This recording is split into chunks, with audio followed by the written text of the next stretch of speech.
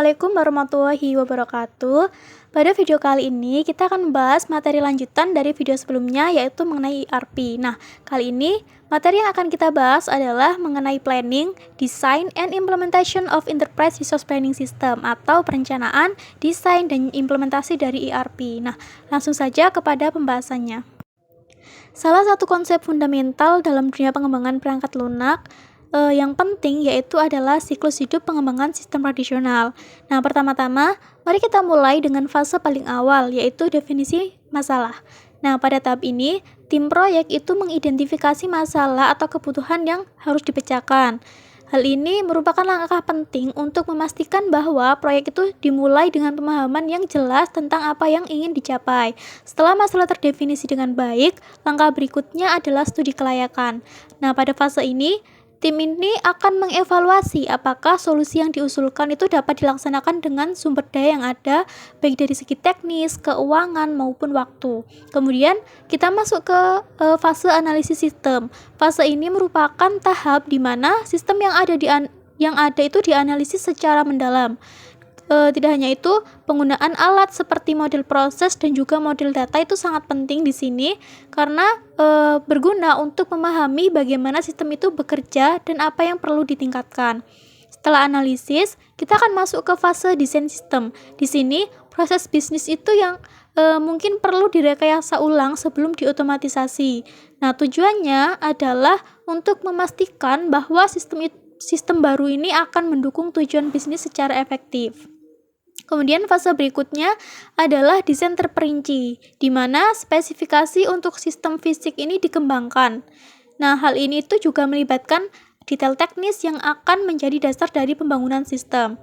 Nah, setelah desain selesai, maka kita akan masuk ke tahap implementasi. Nah, tahap ini adalah saat di mana sistem ini benar-benar dibangun, diuji, dan juga diterapkan ke lingkungan kerja. Pemrograman dan pengujian adalah dua aktivitas yang paling utama di sini. Kemudian fase terakhir dalam siklus hidup ini adalah pemeliharaan. Nah, setelah sistem diterapkan, penting untuk memastikan bahwa sistem ini tetap berfungsi dengan baik dan juga harus diperbarui sesuai kebutuhan. Hal ini tuh mencakup perawatan dan juga pengembangan lebih lanjut. Baik, selanjutnya mengenai tantangan dan evolusi pengembangan sistem. Nah, salah satu tantangan utama dalam siklus hidup pengembangan sistem tradisional itu adalah waktu dan juga biaya yang tinggi. Nah, setiap fase dalam siklus ini tuh membutuhkan waktu yang signifikan dan juga biaya yang dikeluarkan itu seringkali melebihi dari anggaran awalnya. Selain itu, ada pendekatan namanya waterfall yang digunakan dalam siklus hidup tradisional. Ini memiliki urutan yang sangat kaku, di mana proses itu dimulai dari perencanaan, dilanjutkan dengan analisis, desain, dan akhirnya implementasi. Namun, pendekatan ini tuh seringkali tidak fleksibel dan sulit beradaptasi dengan perubahan yang terjadi ketika ada di tengah-tengah proyek. Nah, sejak pertengahan tahun 1980-an, kebutuhan akan metode yang lebih cepat dan efisien dalam pengembangan sistem itu semakin meningkat. Nah, di sini perusahaan itu mulai mencari cara untuk mempercepat siklus pengembangan tanpa mengorbankan kualitasnya. Kemudian, evolusi ini tuh juga didorong oleh kebutuhan untuk menghindari automasi sistem yang bermasalah. Nah, fokusnya itu kemudian bergeser dari sekedar mengotomatisasi proses yang ada menuju desain sistem yang lebih logis dan juga efisien, yang tentunya itu benar-benar dapat mendukung tujuan dari bisnis. Nah, tantangan dalam pengembangan sistem tradisional ini telah mendorong inovasi dan juga evolusi menuju pendekatan yang lebih adaptif dan juga efisien. Baik, selanjutnya kita akan mengeksplorasi pendekatan baru dalam pengembangan sistem yang muncul sebagai alternatif dari metode tradisional. Nah, dua pendekatan yang akan kita bahas adalah pembuatan prototipe dan juga pengembangan pengguna akhir. Pertama, pembuatan prototipe adalah metodologi yang memungkinkan pengembang ini memperoleh persyaratan pengguna dengan lebih cepat dan juga akurat. Pendekatan ini memungkinkan pengguna untuk melihat dan berinteraksi dengan model sistem yang sedang dikembangkan sebelum sistem akhir benar-benar dibuat. Nah, proses pembuatan prototipe ini melibatkan pembuatan model dokumen sistem seperti laporan dan juga layar. Kemudian, model ini diperlihatkan kepada pengguna akhir untuk mendapatkan umpan balik. Nah, umpan balik ini sangat penting untuk memastikan bahwa sistem yang dikembangkan ini benar-benar memenuhi kebutuhan pengguna. Namun, meskipun pembuatan prototipe dapat membantu dalam memahami kebutuhan pengguna, pendekatan ini tentu tidak selalu mempercepat proses implementasi sistem seperti pengodaan, pengujian, dan juga penelusuran kesalahan. Pendekatan berikutnya adalah pengembangan pengguna akhir, di mana pengguna akhir sendiri membangun sistem informasi mereka menggunakan alat seperti spreadsheet dan juga paket basis data. Hal ini memungkinkan pengguna untuk memenuhi kebutuhan mereka dengan cepat tanpa bergantung sepenuhnya pada tim IT. Nah, contoh populer dari alat yang digunakan dalam pengembangan pengguna akhir adalah Microsoft Excel dan juga Access. Nah, dengan alat-alat ini, pengguna itu dapat dengan mudah membuat sistem yang sesuai dengan kebutuhan spesifik mereka. Namun, pendekatan ini tentu saja memiliki kelemahan, di mana pengembangan pengguna akhir ini cocok untuk aplikasi di tingkat departemen lokal, tetapi tidak ideal untuk sistem produksi dalam skala besar. Nah, sistem yang dikembangkan ini mungkin kekurangan jaminan kualitas, keamanan, dan juga dokumentasi yang diperlukan untuk operasi skala besar. Selanjutnya, kita akan membahas tentang paket perangkat lunak dan juga sistem ERP, di mana ini merupakan solusi penting dalam dunia pengembangan sistem informasi yang menawarkan efisiensi dan juga integrasi yang lebih baik. Nah, pertama, mari kita bahas tentang paket perangkat lunak. Paket perangkat lunak adalah solusi siap pakai yang menawarkan skala ekonomis dalam hal pengembangan, peningkatan, dan juga pemeliharaan. Nah, dengan menggunakan paket perangkat lunak, organisasi ini dapat menghemat waktu dan juga biaya dibandingkan dengan mengembangkan sistem custom dari awal. Nah, keuntungan utama dari paket perangkat lunak adalah pengembangan yang lebih cepat dan juga biaya yang lebih rendah. Nah, dengan solusi yang sudah ada, organisasi ini tentu dapat langsung fokus pada penerapan dan juga penyesuaiannya tanpa harus melalui proses panjang pengembangan custom. Selanjutnya, yaitu dari sisi sistem ERP atau kita kenal dengan Enterprise Resource Planning. ERP merupakan paket perangkat lunak komersial berskala besar dan terintegrasi yang mendukung seluruh rantai nilai fungsi bisnis, mulai dari keuangan hingga sumber daya manusia, produksi, dan lain sebagainya. Nah, keunggulan dari sistem ERP ini terletak pada integrasi dan juga dukungan menyeluruh untuk berbagai fungsi bisnis.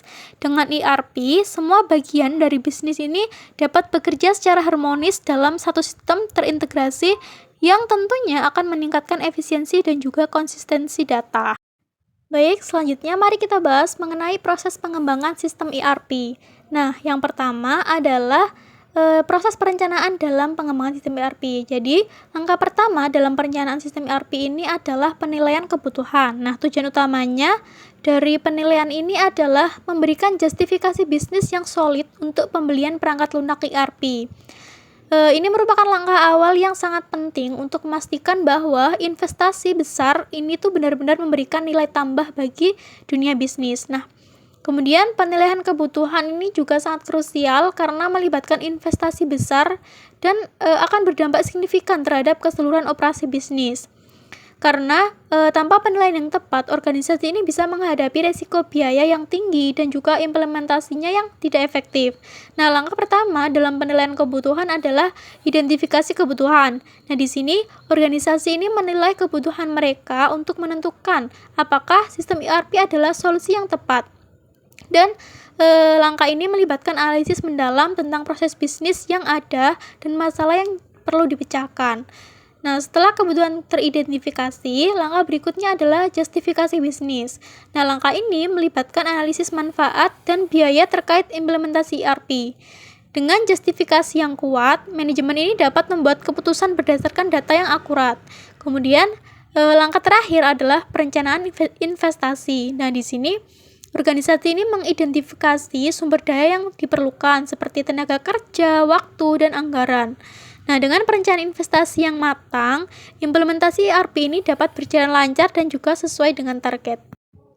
Langkah kedua dalam pengembangan sistem ERP adalah analisis persyaratan.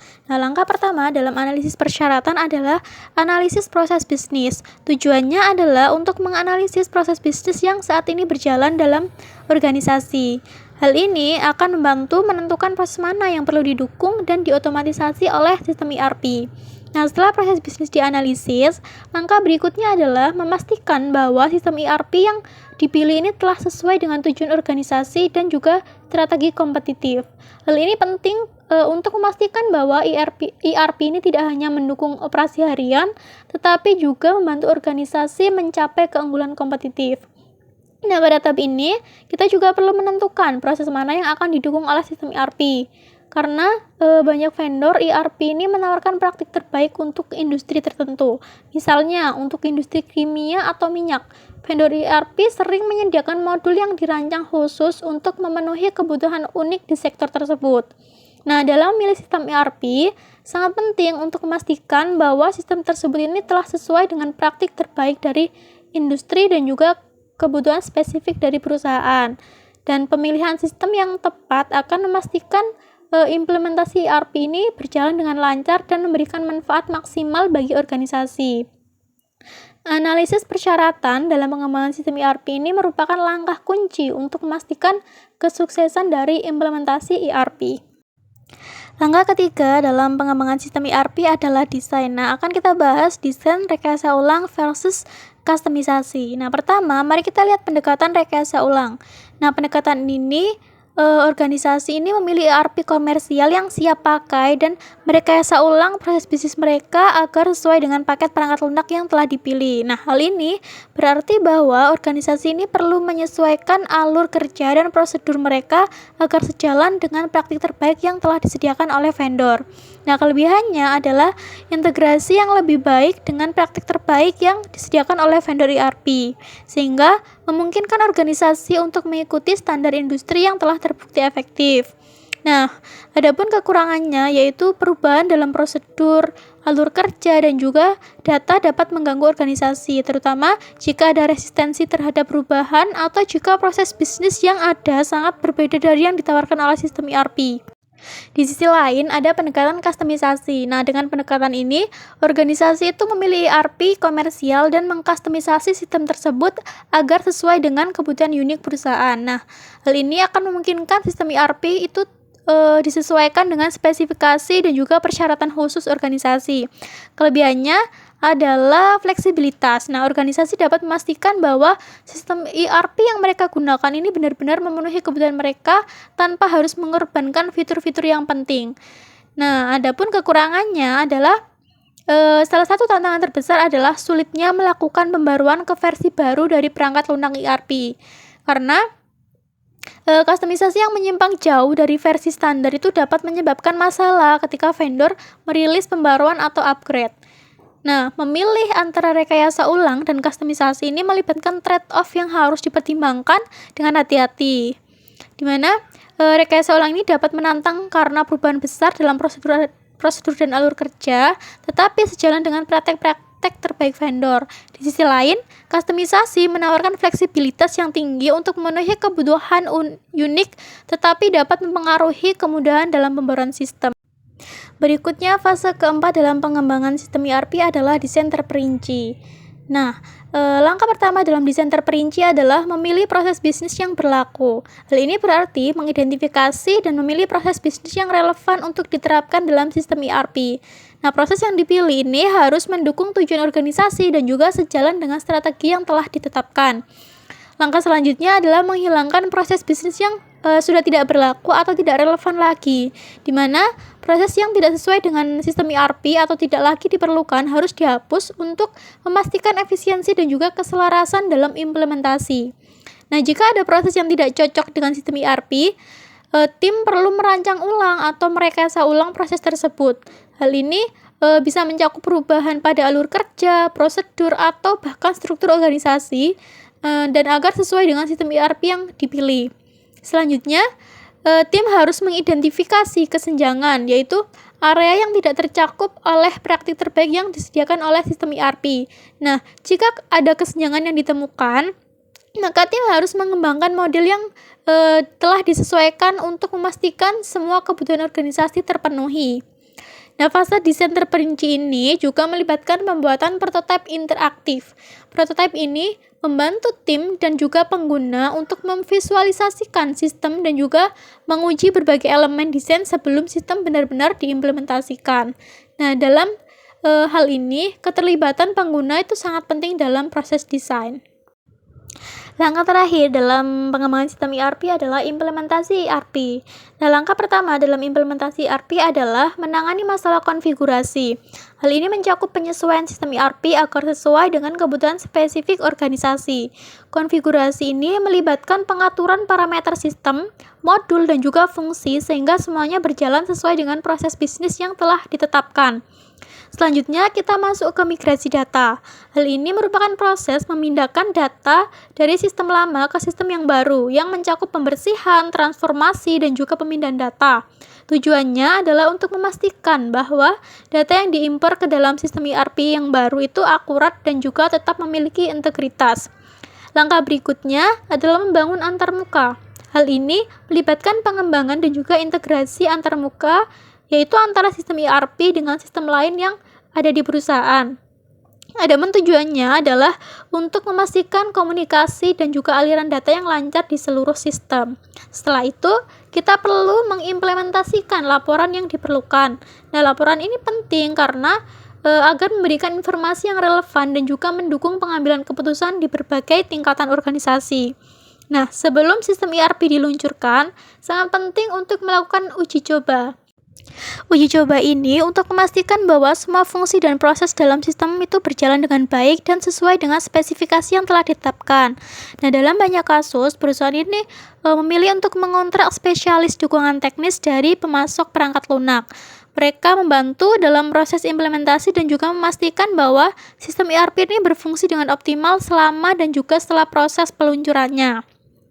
Nah, implementasi ERP ini merupakan langkah yang kompleks, namun sangat penting dalam perjalanan digitalisasi organisasi. Nah, dengan penanganan yang tepat, sistem ERP ini dapat membawa perubahan positif yang signifikan dan juga tentunya meningkatkan efisiensi dan juga mendukung pertumbuhan bisnis. Baik, demikianlah penjelasan mengenai planning, design, and implementation of enterprise resource planning system. Terima kasih, sampai jumpa di video selanjutnya. Wassalamualaikum warahmatullahi wabarakatuh.